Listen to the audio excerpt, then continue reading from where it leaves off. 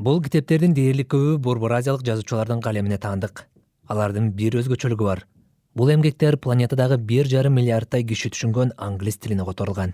Эми алардын катарына маркум жазуучу Казат Акматовдун арка чыгармасы да кошулду. Көргөзмөдөгү ар бир китепте батыш окурмандарына буга чейин белгисиз доор жана каармандар катылган. Open Central Asia Adabi Festivali негизги максаты ушу улуттук жазуучуларды дүйнөлүк аренага алып чыгуу, ошондой эле алардын чыгармачылыгы менен дүйнөлүк окурмандарды таанытуу.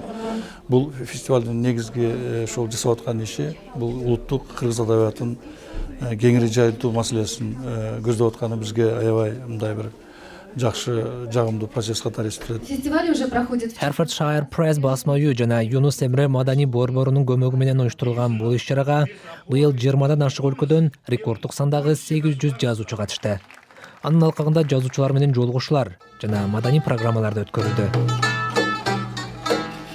Бул фестивалга кызыгуу арткан кыргызстандык жазуучулардын саны өсүп бараткан экен. As new authors during the festival, we also have Жаңы авторлордун катарында Кыргызстандан Дүйшөналы Султанкулов бар. Ал адабият сынагынын финалисттеринин бири. Жыл сайын биздин фестивалдын финалына Кыргызстандан кеминде бир жазуучу чыгат. Бул кыргыз адабиятынын деңгээли өсүп, өнүгүп жатканынан кабар берет. Китеп форуму жана адабият фестивалы буга чейин Бишкек жана Алматы шаарларында да өткөн.